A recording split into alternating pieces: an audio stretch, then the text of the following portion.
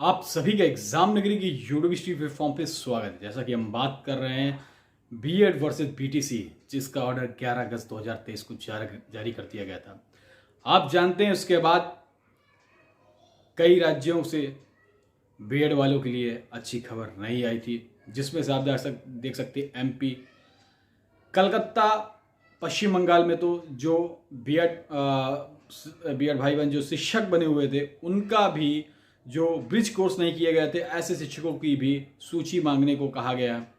उसके आप देख ले केवीएस में भी बीएड धारियों की जो उन्होंने एग्ज़ाम दिया था उसमें भी उनको केवीएस में भी उनका रिज़ल्ट अब नहीं निकलने के चांस है, क्योंकि आप जानते हैं कि उसमें पहले से लिख दिया गया था कि एक एससी के जो जजमेंट है उसके अधीन है जब आ जाएगा। ठीक है, उसके बाद आप सीटेट देख ले तो सीटेट की इनकी मार्कशीट भी अवैध हो गई है। उसके आप देखिए सीटेट 2023 हो रहा है, इसमें भी बहुत से बीएड भाई बहन हैं जो एग्ज़ाम के लिए काफ़ी समय से प्रिपेयर हो रहे थे कि एग्ज़ाम उनको देना है, लेकिन उन्होंने डाला होगा प्राथमिक, क्योंकि अगर बीएड थे तो प्राथमिक जूनियर दोनों डाले होंगे, लेकिन जो प्राथमिक है वो भी अगर देखें, जब तक अगर कोई वैसी नहीं गलती कर सुप्रीम कोर्ट का अगर आदेश कम देखें जिसमें एनसीटीटी गजट पट 2018 जो निकला था उसको रद्द कर दिया गया है। इसी गजट पट की वजह से ही बीएड को कई नौकरियों में वर्ता दी गई, मतलब रखा गया इसी गजट की वजह से। जैसे चाहे 69,000 शिक्षक भर्ती रही हो उत्तर प्रदेश की, चाहे बिहार गवर्नमेंट की भर्ती रही हो। अभी आप देख सकते हैं कि बीपीएससी में का पेपर 24 से 26 अगस्त तक स्टार्ट है, और आदेश आने के बाद भी अभी बीपीएससी से ऐसा कोई भी निर्देश या नोटिफिकेशन नहीं जारी हुआ जिसमें ऐसा लिखा हो कि बीएड वालों को पेपर नहीं देना हो। लेकिन आप जानते हैं कि सुप्रीम कोर्ट का आदेश है और सुप्रीम कोर्ट का आदेश सुप्रीम होता है। अभी आपने लेटेस्ट ही अभी आपने देखा कि परसों की बात है, शाम को कल आपने देखा होगा एनसीटीटी के जो अध्यक्ष हैं योगेश कुमार सिंह, उन्होंने एक जो बयान दिया था एनसीटी के अध्यक्ष ने कि जो एक ही इंटीग्रेटेड टीचर्स एजुकेशन प्रोग्राम जिसमें ऑलरेडी डिफाइंड 4 स्टेजेस हैं। 5 साल के बच्चों तक के लिए एक स्टेज, अगले 3 साल 5वीं से 8वीं एक, तीसरी से 5वीं एक, 5वीं से 8वीं एक और 8वीं से 12वीं एक। लेकिन एक आदमी 2 स्टेजेस पढ़ सकता है 1 साल एक्स्ट्रा लगा के, तो उससे यह है कि 2 स्टेजेस ही बनेगा ना। एक आदमी बीएड करके 4 स्टेजेस पढ़ाने में महारत हासिल कर ले, ऐसा तो आवश्यक नहीं है। प्रस्तावित है। बहुत से बीएड के जो छात्र होंगे वो चिंतित होंगे कि प्राइमरी हम लोग दें या ना दें। तो देखिए, जब तक ऐसा कोई नोटिफिकेशन नहीं आता आप एग्जाम दे सकते हैं, ठीक है। लेकिन आप ये भी समझ लें सुप्रीम कोर्ट का आदेश है, सभी राज्यों को मानना पड़ेगा। अब अगर आप बात करें तो काफ़ी कमेंट आए थे 69,000 भर्ती पे, तो आप देख सकते हैं अभी जस्ट मैं आपको एक पटना हाई कोर्ट के जो वकील हैं उनकी अभी मैं देखूंगा, फिलहाल उनका इंटरव्यू हुआ था, उन्होंने इस आदेश के बारे में क्या कहा जस्ट अभी मैं आपको दिखाऊंगा। क्योंकि पटना में भी बहाली हुई थी 2018 के गजट पत्र से बीएड वालों को शामिल कर, ठीक है। और अभी भी ये बहाली चल रही है 24 से 28 को जो पेपर होना है इसमें बीएड वालों को भी शामिल हैं, क्योंकि एनसीटीटी तब तक ऑर्डर आया भी नहीं था जब ये फॉर्म भराए गए थे, लेकिन अब ऑर्डर आ चुका है। लेकिन अभी भी वहाँ से ऐसे कोई भी ऐसा आदेश नहीं आया जिसमें जो बीपीएससी के अध्यक्ष अतुल प्रसाद जी जो हैं बीपीएससी के अध्यक्ष, उन्होंने कहा था कि परीक्षा अपने समय पे होगी। अभी ऐसा कोई उन्होंने मतलब बताया तय समय में परीक्षा होगी, ऐसा कोई रोक के बारे में उन्होंने नाम नहीं लिया ना कुछ कहा, ठीक है। लेकिन बिहार सरकार भी वेट एंड वॉच की स्थिति में कि एनसीटी अब सुप्रीम कोर्ट के आदेश के बाद क्या गाइडलाइन जारी करती है। बिहार सरकार के यहाँ अन्य प्रदेश की सरकारें भी एनसीटीटी की गाइडलाइन पर ही निर्भर करती, क्योंकि आपने देखा जब 2018 का गजट पत्र जारी हुआ था उसके बाद धीरे धीरे सभी सरकारों ने उस गजट पत्र के हिसाब से बीएड को प्राथमिक में शामिल कर लिया था और भर्तियां चालू कर दी थी। जहां तक उनको सीटेट में भी बैठने का मौका मिल गया था, उसके बाद यूपी टेट में या फिर अन्य जो भी शिक्षक पात्रताएं परीक्षाएं हो रही थी वो सभी में बैठने लगे थे। अब एनसीटी के पास भी क्योंकि एनसीटी भी पार्टी थी सुप्रीम कोर्ट में, उसके भी वकील थे, उन्होंने पक्ष रखा था, तो आदेश की कॉपी उनको मिल गई होगी। अब ये कहा जा रहा है कि 102 दिन में, जैसा कि एनसीटी के अध्यक्ष ने जो वक्तव्य दिए उन्होंने बताया कि खुद बताया कि बीएड प्राइमरी से बाहर हो गया है और 1 से 5 के लिए सिर्फ डीएलएड ही वैध है, पीटीसी वैध है। ठीक है, उन्होंने खुद बताया कि एक डिग्री धारी 1 से लेकर 12 तक कैसे पढ़ा सकता है। उन्होंने बोला, क्योंकि जब एक कोई कोर्स होता है वो कई चीज़ें में उन्होंने डिफाइंड किया कि 1 to 5 के अलग और 5 अगर देखें तो उसके बाद 6 to 8, 6, 7, 8 उसके लिए अलग, फिर 12।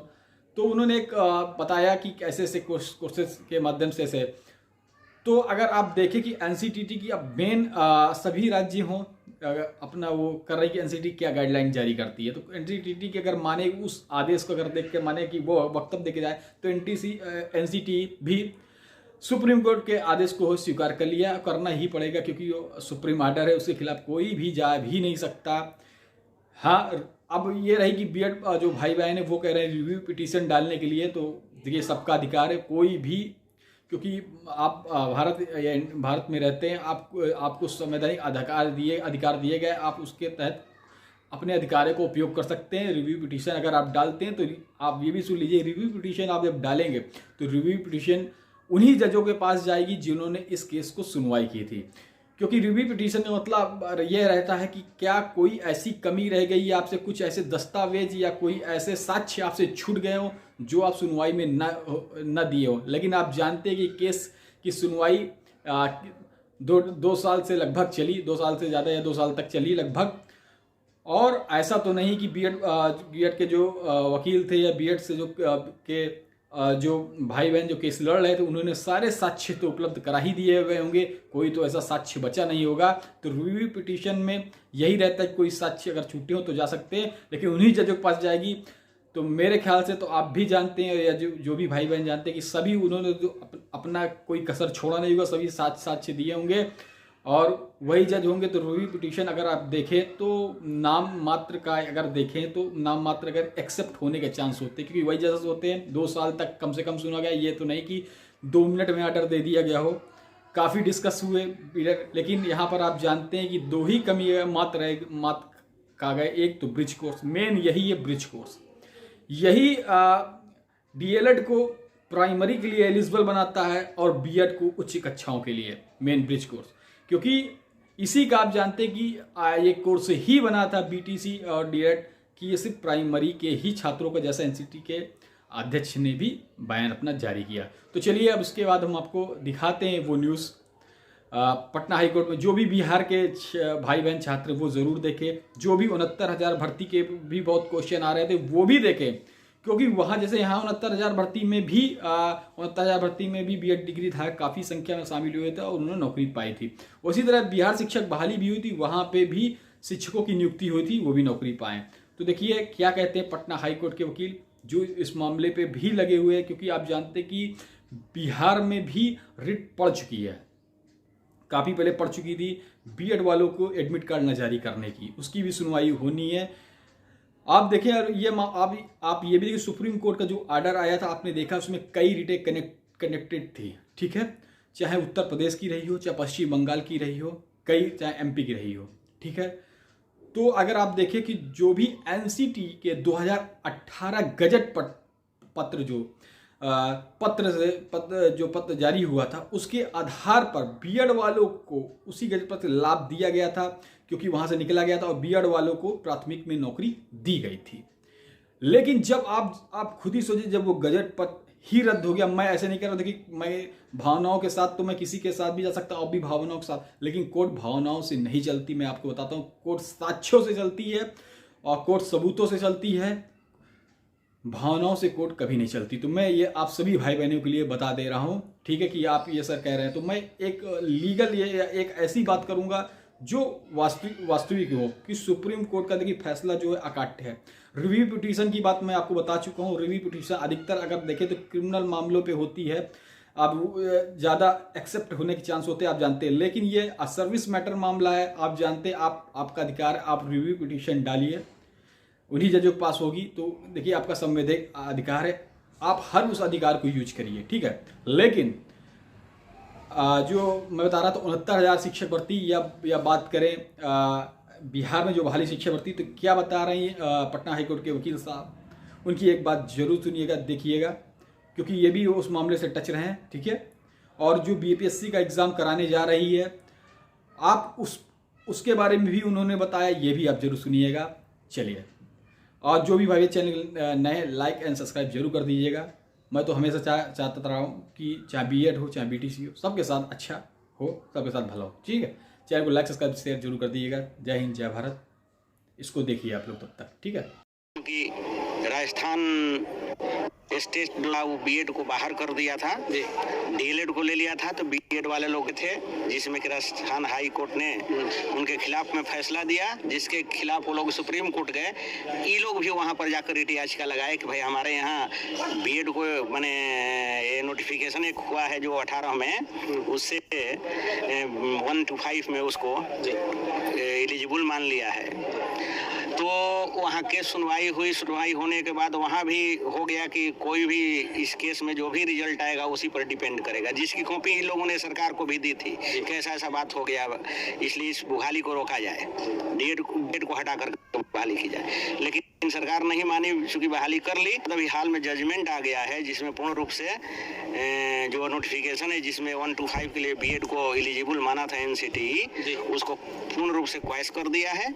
इस संदर्भ में अब यहाँ पर जो भी अगर नियुक्ति हो गई है बीएड वाला को, उसी भोजन में हम लोग गए थे यहाँ से। तो सर आप ही ने सजेस्ट सुप्रीम कोर्ट में ऐसे जाना चाहिए, जजमेंट आया, जजमेंट आने के इस पे मान जाना चाहिए, बीपीएससी को इस पे मान जाना चाहिए, अभी तक वो क्यों अड़ी है? इसका मतलब कोई प्रभाव नहीं पड़ रहा है? कोई प्रभाव नहीं पड़ रहा है, उसको तो ऑलरेडी बाहर कर करके फिर से माने उसी बहाली पर इन लोगों को आगे काउंसिलिंग करना चाहिए। क्योंकि माननीय सुप्रीम कोर्ट का आदेश है, पूरे देश पर लागू होता है। एनसीटी जिस आधार पर आपने बीएड को लिया वो नोटिफिकेशन क्वैश हो गया चूंकि 18, तो अब बचा क्या? उस आधार पर जो भी बहाली हुई है वो इलीगल है और उसको बाहर होना चाहिए। बीपीएससी में जाकर इन्होंने वहाँ पे सबमिट की, इस बात तो अब तो कोई ही नहीं बचती, मतलब उनकी तरफ से कोई सूचना उनको दी गई, उनको सूचना दे गई, सब कुछ दे दी गई है। अब उनको इस आधार पर अभी तत्काल उसको स्टे कर देना चाहिए, फिर से स्क्रूटिनी करके जो भी बचे। अगर एग्जाम ले लेती उसके बाद क्या प्रभाव पड़ेगा? उसके बाद प्रभाव क्या हालत में अगर ये लोग आगे बढ़ेंगे, अगर तो हटना ही है उन लोगों को। हाँ। क्या ये छठे चरण पे भी प्रभाव पड़ेगा जो बहाली? हाँ, क्योंकि उसी में न गए थे ये लोग, उसी 2019 के जो एम्प्लॉयमेंट था उसी में लोग गए थे सुप्रीम कोर्ट ना, उसी केस में गए थे। उसमें ड्यूरिंग यहाँ पेंडिंग था, अभी चल रहा था, प्रोसेस में था, सिलेक्शन प्रोसेस, उसी के पास गए थे, तभी ना उसमें आउट ऑफ द केस कह करके रिजल्ट दे दिया।